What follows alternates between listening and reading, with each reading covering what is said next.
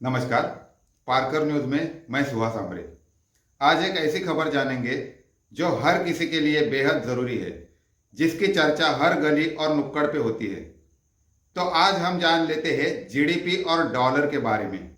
GDP का उपयोग किसी भी देश की आर्थिक स्थिति को मापने के लिए किया जाता है। यह आर्थिक स्थिति का पैमाना है। देश की आर्थिक स्थिति को हर 3 महीने में मापा जाता है। कृषि, उद्योग और सेवाएं जीडीपी के अंदर आती है।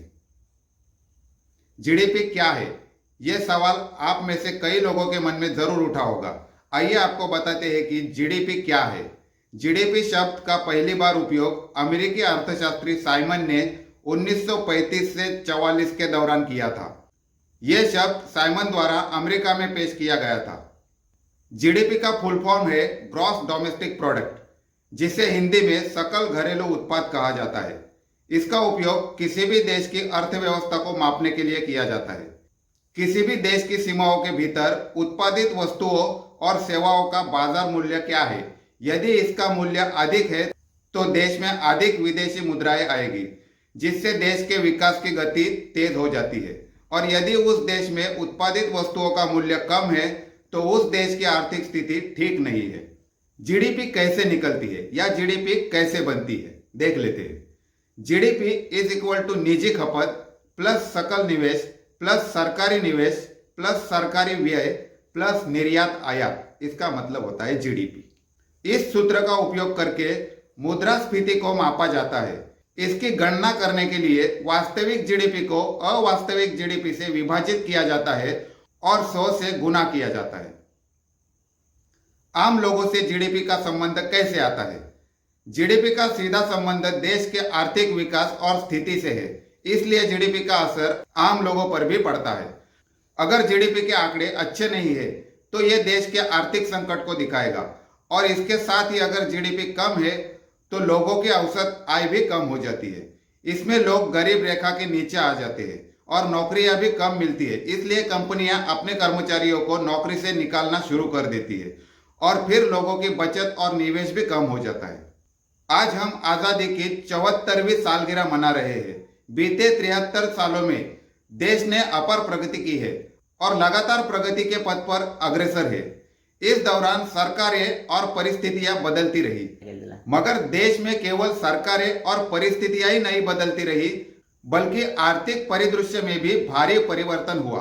साल 1947 में जब हमारा देश आजाद हुआ था, तब भारत में दुनिया की जीडीपी का केवल 3% या लगभग 2.7 लाख करोड़ रुपए की आर्थिक वृद्धि दर्ज की गई थी। हालांकि देश में आर्थिक प्रगति के लिए आजादी के करीब 4 साल बाद सरकार की ओर से वर्ष 1951 में पहली पंचवार्षिक योजना का शुभारंभ किया गया। लेकिन पूरे 1 दशक तक पहली पंचवार्षिक योजनाओं के क्रियान्वयन के नतीजों की रिपोर्ट पर गौर करें तो वर्ष 1961 से लेकर अब तक देश की आर्थिक प्रगति में बहुत बड़ा बदलाव आया है। आइए जानते हैं कि किन किन वर्षों में हमारे देश के जीडीपी ग्रोथ में बड़ा बदलाव आया।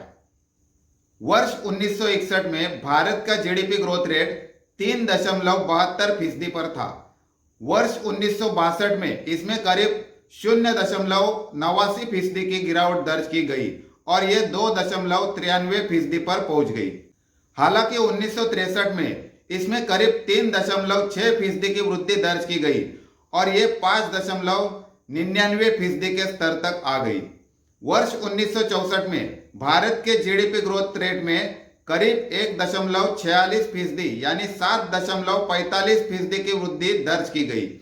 इस समय पंडित जवाहरलाल नेहरू प्रधानमंत्री थे, लेकिन इसी साल 27 मई 1964 से 9 जून 1964 तक यानी 13 दिनों के लिए गुलजारीलाल नंदा प्रधानमंत्री थे। वर्ष 1964 के दौरान भारत में भारी अकाल पड़ा था। इस अकाल की वजह से देश के लाखों लोगों की जानें चली गई थी। तब अमेरिका जैसे धनाढ्य देश भारत को आर्थिक सहायता के साथ पौष्टिक खाद्यान्न भी मुहैया करते थे। इसी का नतीजा रहा कि वर्ष 1965 में सालाना 10.9% की गिरावट के साथ भारत की जीडीपी ग्रोथ रेट -2.64% पर पहुंच गई। वर्ष 1964 के अकाल का असर भारत के जीडीपी ग्रोथ पर केवल एक वित्त वर्ष तक ही सीमित नहीं रहा, बल्कि वर्ष 1966 में भी ये 0.6% तक पहुंच गया। इस समय लाल बहादुर शास्त्री प्रधानमंत्री थे। इन्हीं के कार्यकाल में यानी 1965 में भारत पाकिस्तान युद्ध भी हुआ था। मानसून अनुकूल और कृषि आधारित भारत अर्थव्यवस्था में जब अकाल का दौर करीब करीब खत्म हो गया और देश में सामान्य तरीके से वर्षा होने लगी, हरित क्रांति का प्रभाव दिखने लगा, तब वर्ष 1967 में भारत का जीडीपी ग्रोथ 7.83% तक पहुंच गया। वर्ष 1971 में अचानक भारत के जीडीपी ग्रोथ में गिरावट दर्ज की गई और ये 1.64% पर पहुंच गया। वर्ष 1972 में भारत की जीडीपी में 0.55% गिरावट दर्ज की गई। हालांकि वर्ष 1973 में यह 3.30% पर पहुंच गया।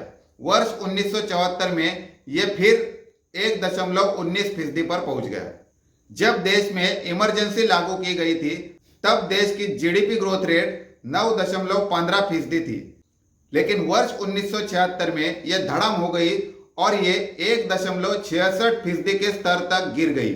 शुरुआती 13 दिन छोड़ दे तो उस समय यानी 1966 से 1977 तक इंदिरा गांधी प्रधानमंत्री थी।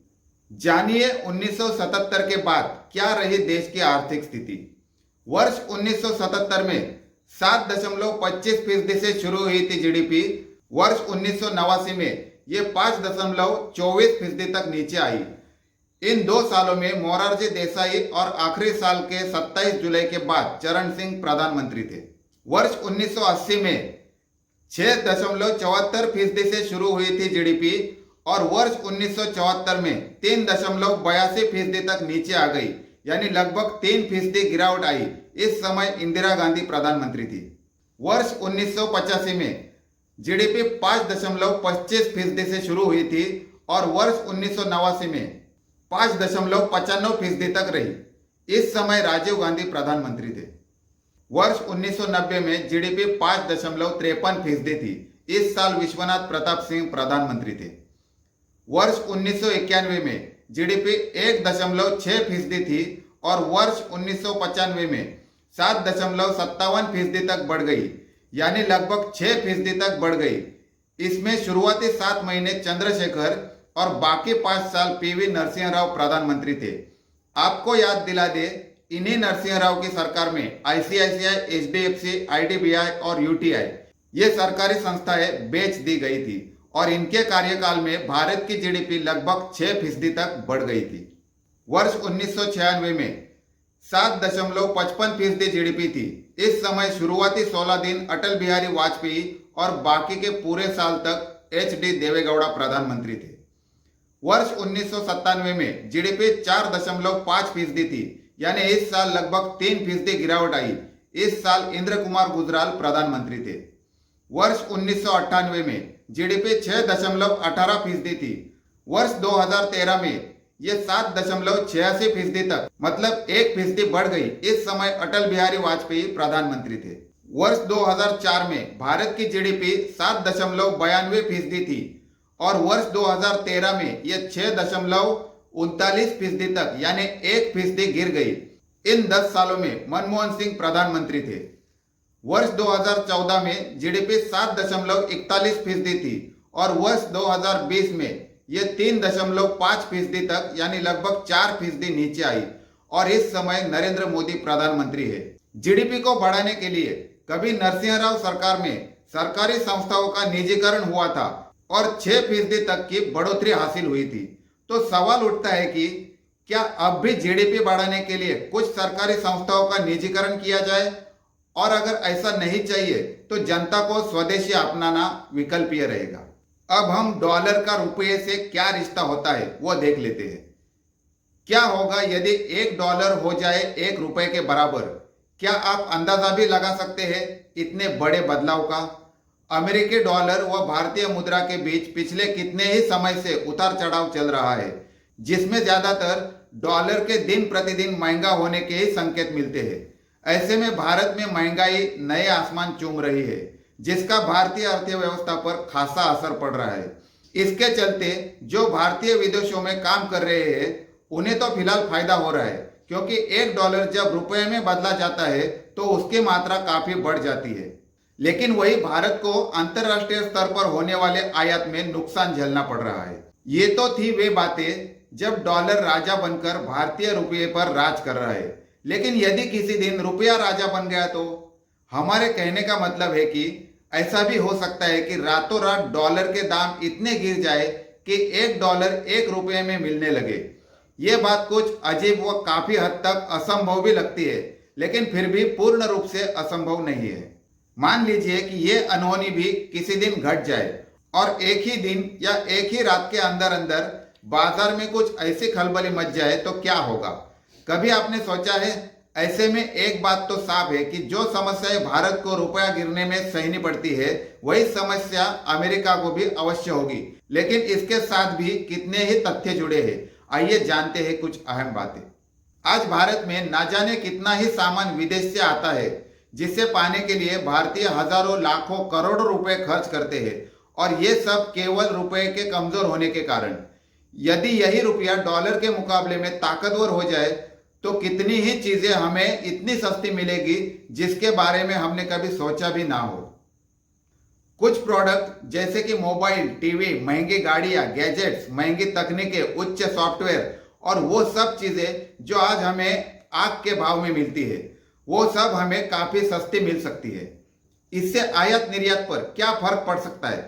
इस संदर्भ में कुछ विशेषज्ञों ने अपनी खास राय दी है, जिसमें यह कहा गया है कि जहां डॉलर के रुपये के मुकाबले बढ़ने पर भारत को आयात में दिक्कत होती है, वही जब रुपया महंगा हो गया तो अमेरिका को भारत से किसी भी तरह का आयात निर्यात करने में दिक्कत होगी।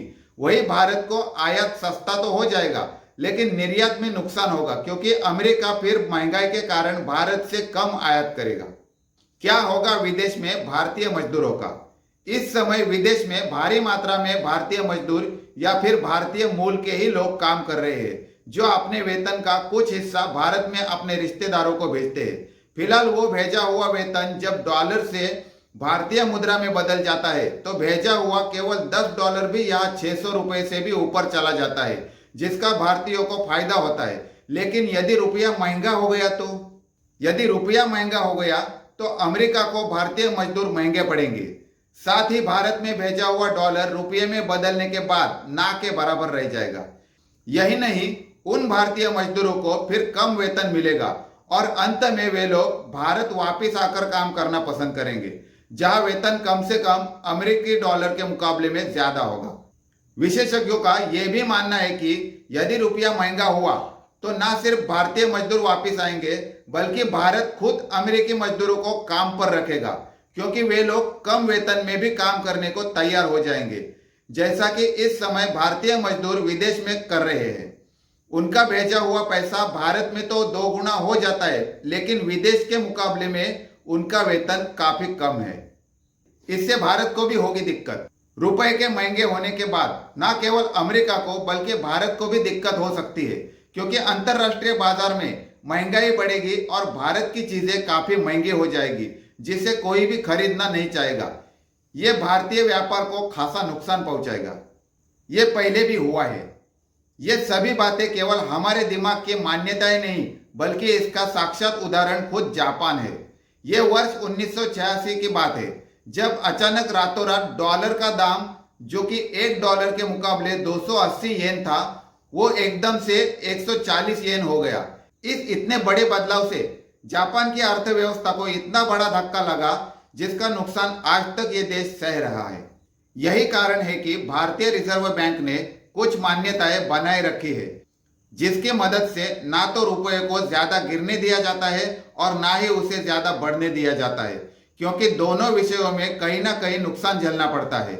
मतलब रुपये का या डॉलर का भाव बढ़ना या घटना किसी प्रधानमंत्री के हाथों में नहीं है, इसके सूत्र आरबीआई के हाथ में है। आजकल रुपये के गिरते भाव के कारण काफी हो हल्ला मचा हुआ है। भारतीय मुद्रा यानी रुपया का मूल्य डॉलर के मुकाबले काफी कम हो चुका है। पर क्या आप जानते हैं कि क्या है वो वजह जिसकी वजह से रुपये का मूल्य प्रभावित होता है, और कैसे आप देश हित में रुपये को मजबूत करने में अपना योगदान दे सकते हैं? चलिए हम आपको बताते हैं सारा गणित। बड़ी ही सीधी सी थियरी है। भारत के पास जितना कम डॉलर होगा, डॉलर का मूल्य उतना बढ़ेगा। भारत या कोई भी देश अपने जरूरत की वस्तुएं या तो खुद बनाते हैं या विदेशों से आयात करते हैं, और विदेशों से कुछ भी आयात करने के लिए आपको उन्हें डॉलर में चुकाना पड़ता है।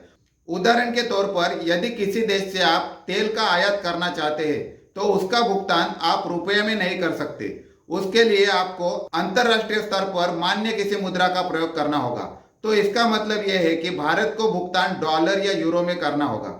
अब हमें अपने खर्चों एवं जरूरी वस्तुओं के आयात के लिए डॉलर का भंडार सुरक्षित रखना पड़ता है, जिसे विदेशी मुद्रा भंडार भी कहते हैं।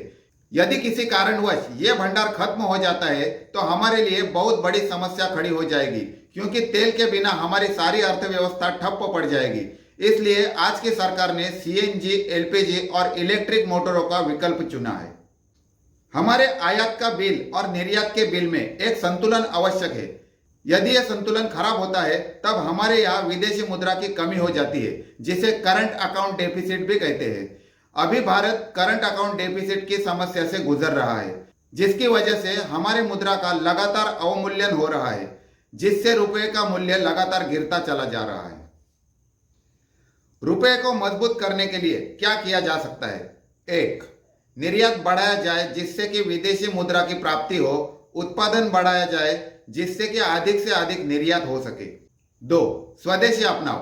विदेशों में बनने वाली 80 पैसों की ड्रिंक यहाँ 15 से 20 रुपए में बेचा जाता है। यदि हम स्वदेशी वस्तुओं का प्रयोग करना शुरू कर दे तो इन विदेशी वस्तुओं को आयात करने का खर्चा बच जाएगा। 3. तेल का विकल्प। अब हम बड़ी मात्रा में तेल का आयात करने पर मजबूर है, क्योंकि देश में तेल का उत्पादन मांग के अनुसार नहीं है। यदि हम तेल पे आश्रित अपनी अर्थव्यवस्था को बदलने की कोशिश करें तो विदेशी भंडार का एक बहुत बड़ा हिस्सा हम बचा सकते हैं, और इसके लिए हमें तेल के विकल्पों पर विचार करना चाहिए। 4. भारतीयों का स्वर्ण प्रेम। सोना यानी गोल्ड से लगाव काफी पुराना है। विवाह या पर्व त्योहारों पर सोने की मांग में अप्रत्याशित वृद्धि देखी जाती है, जिससे हमारा आयात बिल बढ़ता है। इसलिए या तो सोना कम पहने या फिर चांदी को अपनाएं। मोटे तौर पर रुपये को मजबूती देने के लिए हमें विदेशों से निवेश बढ़ाना होगा। विदेशी निवेशकों के लिए अनुकूल माहौल का निर्माण करना होगा। इसके अलावा स्वदेशी अपनाना होगा। जिन चीजों को हम देश में बना सकते हैं उनका आयात बंद करना होगा। हर भारतीय को ईमानदारी के साथ भारत के विकास में योगदान देना होगा।